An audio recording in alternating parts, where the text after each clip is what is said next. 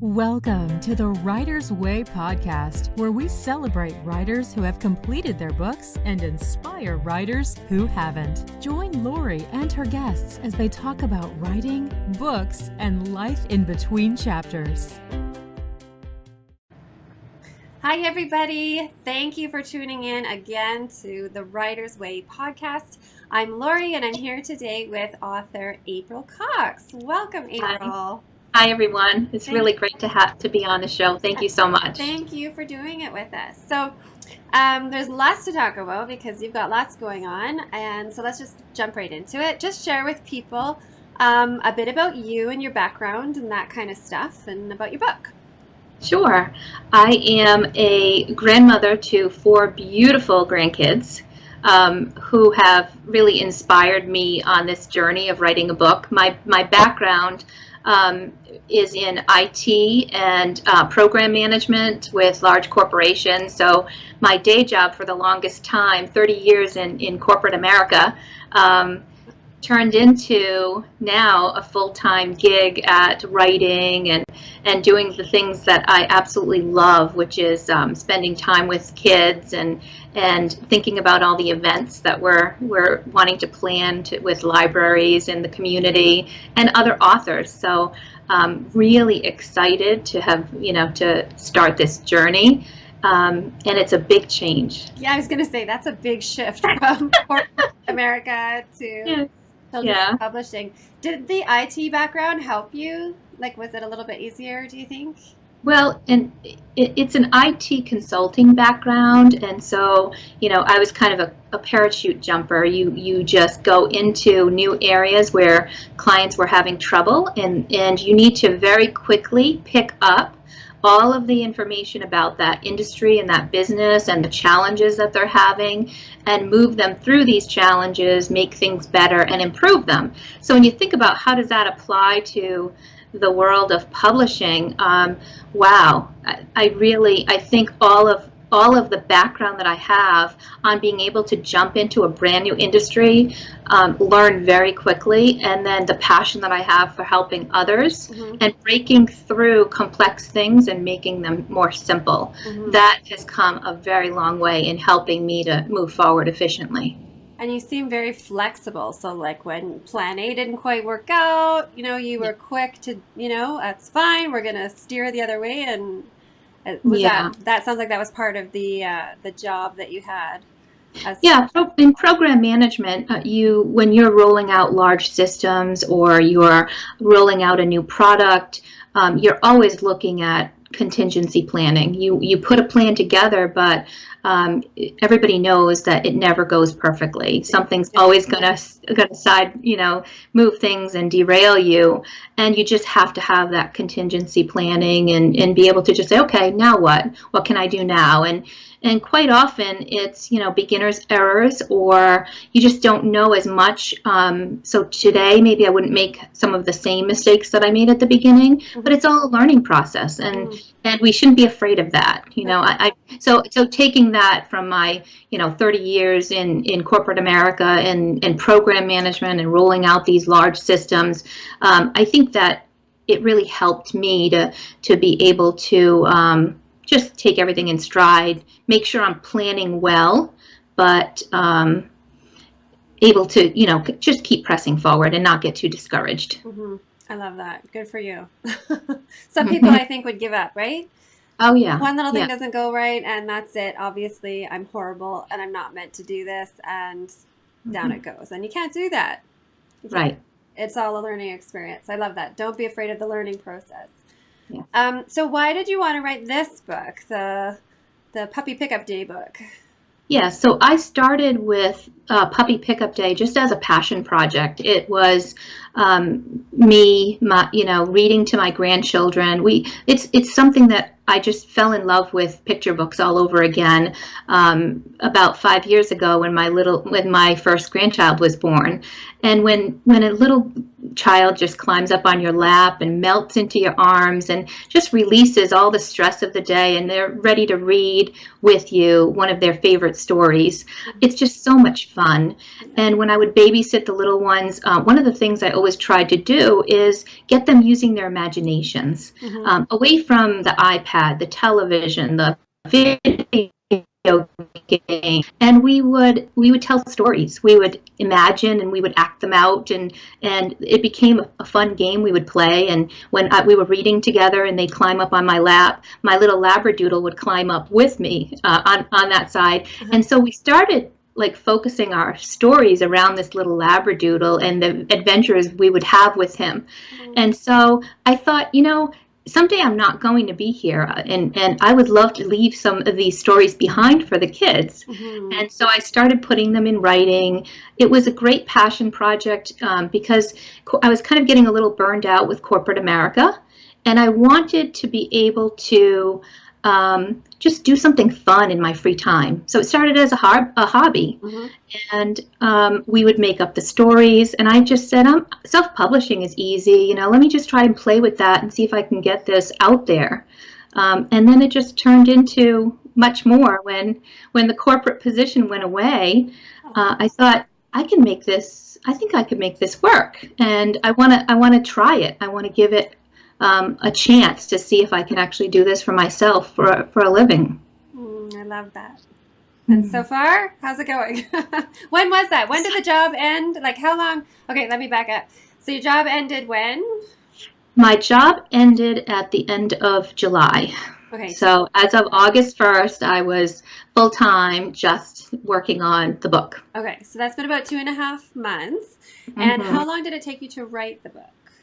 I would say at the time I was working full-time in the corporate America world, which meant for my job about 80 hours a week. It was horrible.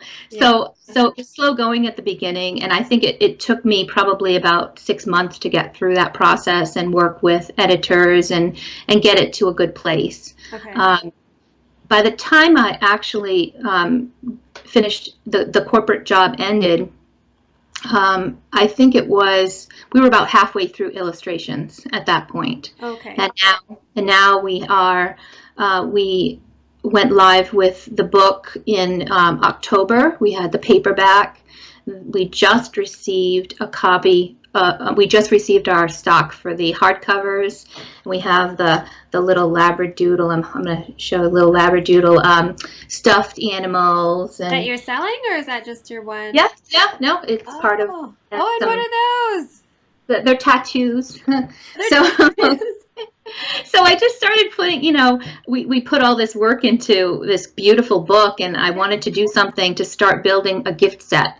So we're just finishing up on a coloring book that should be available at the beginning of next month. And so it's a companion coloring book. And the goal is for the holidays to have a little canvas bag with a hardcover, a soft little Labradoodle. And these are so soft and lovable. Kids love them, and they're just perfect size, posable kind of little Labradoodles. But and we're putting tattoos in there, and we'll have the companion coloring book along with it in a little canvas bag that's branded. So it'll be fun to start pulling those things together. And right now we're selling the gift sets of the Labradoodle and the book on our website at www.thelittleLabradoodle.com/shop. So until I can figure out how to sell those bundles on Amazon, which I'm trying to figure out now. Yeah. I'm directing people that want to buy the packages for gift packages over to the website, and we're able to discount it more because we don't have the same Amazon fees. So right now you can get everything I just mentioned for 30% off. So it's like under $20. You can get a nice little gift set. Wow! Holy crow! Really? Yeah. That's amazing. You've done a ton in 2.5 months. Like, holy moly. Well, when you're used to working 80 hours a week and then you start working for yourself. Yeah. And you get that passion and fire. Yeah. So I have kind of, backed off on the number of hours and added some really wonderful, trusted people that helped me through a lot of things. Graphic design. Nicole Lavoie has done an amazing job with some of the things and has helped me produce a lot of this stuff very quickly. Uh-huh. So I really appreciate all of her time and effort, and other, wonderful people that have helped me get where I am. And that's why I've started, blocking off time in my calendar now to start giving back so that I can do the same for others as well. That's wonderful. Okay, so I know that people are going to want to know. So can you share a bit about the process of creating the stuffy? Because I know there's a lot of children's authors that think, I want to make a stuffy to go with my books. So. Yeah. So I did do some research. I started it by just going on to Google and saying, and looking for places that actually created the plush. Okay. But actually, the other thing I did is I ordered a bunch of Labradoodle plushes and, different sizes and shapes, because I wanted to know, what feels right with the size of my book. I want to feel the quality. I want to touch them. And I did find maybe half a dozen different plushie companies where you could order a custom plush. Mm-hmm. And some of them would create it based on a character you send to them. Others would, they even go as far as saying they'll fulfill the orders for you. You could send them your books. Uh-huh. They'll package them along with the animals and ship them. I'll try to compile the research that I did around that. And then I threw it all away when I found Douglas, because I found this adorable Labradoodle puppy. He's soft, and he looks just like my dog. Mm-hmm. So the character is based on my dog, and it's so sweet and lovable. So I contacted Douglas Plush, and I told them this would be the perfect one for my book, to pair with my book. And they do offer customizations that you can do with any of their plush. And then I just order them in bulk directly from Douglas. And is that in the States? Yes, actually it is. Yeah. Wow. So originally I thought, gee, find something and then, draw out, because normally if you're going to have it built somewhere, you want to have like a rendering, a drawing of what you want to build, and then send it to a company in China that's going to send you something back that will be a sample. Yep. But when I found Douglas, and the Chinese plush that I've seen and ordered, of samples of, I just wasn't happy with the quality. Douglas is amazing quality. It's so soft, and this is safe for the kids. Yes. I just feel like they're going to love it. So I did not, Yeah. I just decided, you know what, I'm not going to do China. I could probably make more money having one produced there, but I love the quality, and to me, quality comes before money. I love that. And the safety standards, will be Yes, up to par. exactly. I'm just writing that down. Quality comes before money. I love it. Can you share about the tattoos? Because I know people are going to be, like me, taking notes like this. How do you find that? Was that Google you as well? You just started. I did. Yeah. The name, I did just answer it in a forum. I think it was temporarytattoos.com. Oh, okay. And the gentlemen there are really very wonderful to work with. They sent me samples of this. This is the tattoo sheet that they sent me, and they gave me 25 of them to start with. And because I wanted to see what kind of quality would these tattoos be. I didn't want to order 5,000 of something, and then so I said, send me just a small little bit. And I tried them on my grandchildren, and they would be perfect, like absolutely very colorful. Bright colors. Yeah. So then he contacted me shortly afterwards and said, I think the guy that did the processing on this accidentally made them bigger, because I said they just seem they seem bigger than I expected. Mm-hmm. And he said he wanted to fill up a full 8.5 by 11 sheet, so he made them bigger. Okay. So I said, oh, that's not what I wanted. So he's redoing the order for me at no charge and sending it to me in 2 different sizes. He's sending me a 2-inch one, and he's sending me a 1.5-inch square one. And he said, look at them both, see which one you like, and then we'll order bulks of whichever one you like the best. Wow, that is great customer service. Yeah, great customer service. So nice to hear, because, most of the stories these days are not positive in general. Seems to be something that's really gone gone downhill. But that's amazing. You are so inspiring. Thank you. And I'm like, she's only been off working for two and a bit months. So that's incredible. You've come so far, and your book is published, right? It is, On and like I Amazon? said, we have it on paperback and hardcover right now. Okay. The audiobook is also has been produced, and we have a wonderful narrator who has an amazing voice, and that audiobook is just waiting for QA approval from Amazon, which they said can take 6 to 8 weeks. I never realized it was going to take that long, but so as soon as that's approved, it'll be out there. And I also worked with a translation service, and we had the book translated in Spanish. So the Spanish version will be available in soft cover on Amazon next month as well. Wow, lady, that's impressive. I can't wait to see what you do next year. Well, it's time for me probably to start writing some more and getting. I mean, I have many stories that are ready to go. For the challenge is just having the money to illustrate them all, because I didn't talk about our amazing illustrator, but Len Smith is amazing. I mean, he's a former Disney illustrator, and the pages inside the book, you can see. I mean, I wanted something that looked very much like Disney, you know. And you can definitely see the Disney-esque. And again, this is one of those things. I interviewed a number of illustrators over a period of probably a month. And we had people offering, from $15 a page for illustrations, and I mean, you can get $250, $500 a page, and Len was way on the high side. And again, I just said, it's got to be quality over money, because I wanted this to be something that kids would love. And at first, even just thinking about it as a legacy project, I didn't want a legacy project that I couldn't be proud of. Yeah, so absolutely.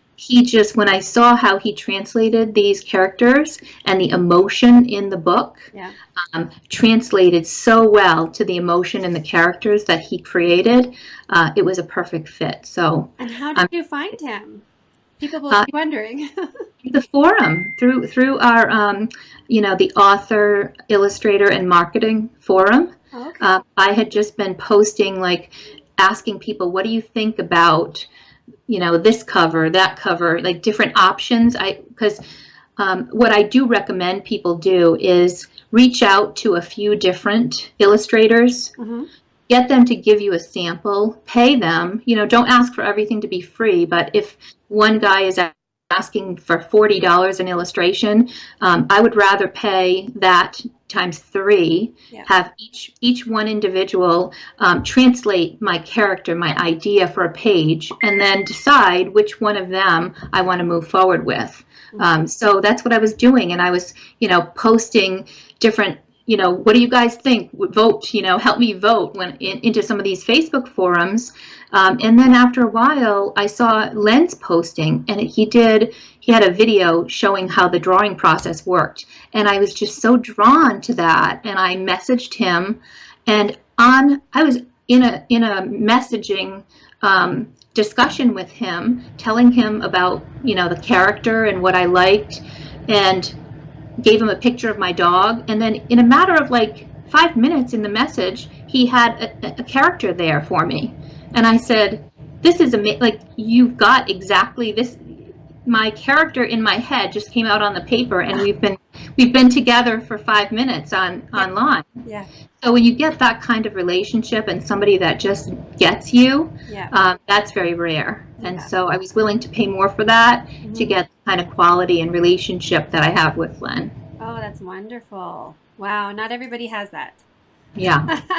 Not easy. And that's why I say, do definitely, search for more than one and make a decision. And most of the time, illustrators are more than happy to give you a sample, and they won't charge you.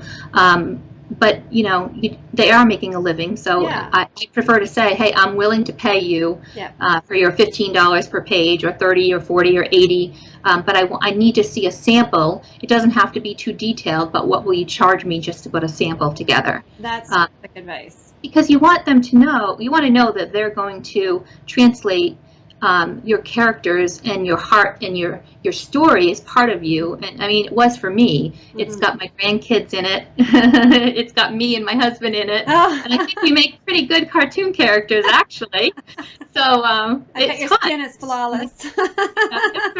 Yeah, he actually made me. I had to tell him not to make me so curvy. He had to straighten me out a little bit because my granddaughter said, "Oh, Nana, you look so hot." I said, "No, I don't want to be so curvy. You I don't want to be the hot grandma. I want to look a little more like myself." Oh, that's funny. Okay, that is a great piece of advice. Is there any other advice that's on the top of your head to share with people? Well, I have been spending time with people on the phone, just offering to listen to authors who are just overwhelmed. There's a lot that goes into self-publishing a book, and I've spent probably a few hours just this week with different individuals, and my number one go-to with them is just take it one step at a time. Don't feel like you have to know every single thing the whole way. I've got people, who are just writing their stories and they haven't got them edited yet, or they haven't gotten them critiqued yet, and they're already worried about how are they going to get illustrations and how are they going to get, or where are they going to get them printed. Get a forum, and what I'm trying to do is pull a little community together where we can have discussions like this, and I'm actually looking to schedule some time where we pull these authors together and just run through the whole process from A to Z on publishing. Mm-hmm. So there's going to be a forum out there that people can take advantage of. Okay. We'll do like a web session like this where we'll have a topic for that day, and we'll start at the beginning and we'll just keep working through things. And again, it's going to be my way of trying to give back to the community that helped me get where I am. But don't get ahead of yourself. Take it one step at a time, because it can be so overwhelming that it can easily paralyze you, and you don't want that to happen. Yeah. And one baby step at a time, and there are going to be a lot of other people to root you on, and I'll grab my pom-poms and cheer people along as well. And you can do it. You can absolutely do this, and it doesn't have to cost a fortune. Mm-hmm. And you can do the high quality, and sometimes you may have to save a little longer to make sure you get the money that you need to do it. Mm-hmm. But better to do it that way than cut corners. Yeah, that is so generous of you. So if anybody is watching this and wants to find you, mm-hmm. not your address, where can they find you?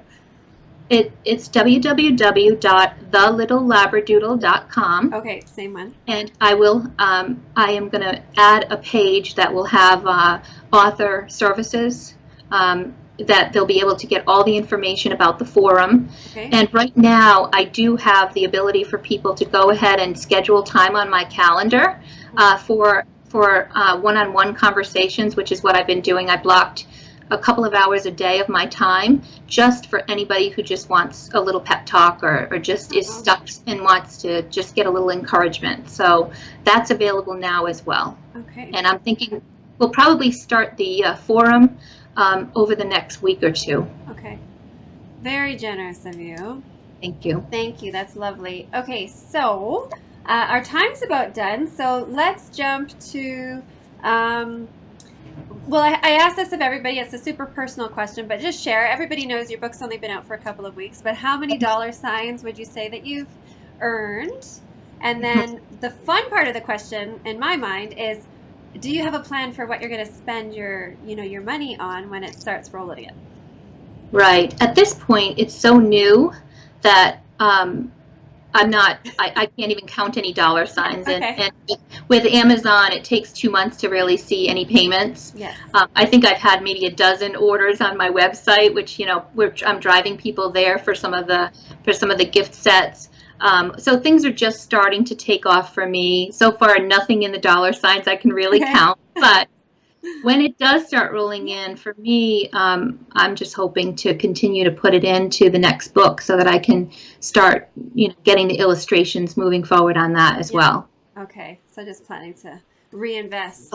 So much. The Little Labradoodle, this is the first book in a series, and I'm thinking The Little Labradoodle will be probably a book of at least 5 books, a series of at least 5 books. Mm-hmm. And Little Labradoodle Publishing, I'm trying to give back to the author community, but the core thing for me there is wanting to create programs not just to help authors, but also to help kids and help them learn about storytelling and learn about books and the creation of publishing, and starting to put together some programs that can really help within the community. So I just, that's where a lot of the money, I would say, would probably go to, and that's where a lot of my time will go to as I'm waiting and sitting while illustrations are happening. And I know there's nothing more that I can do. I tend to not be one to stand still for too long. I'm getting that. I'm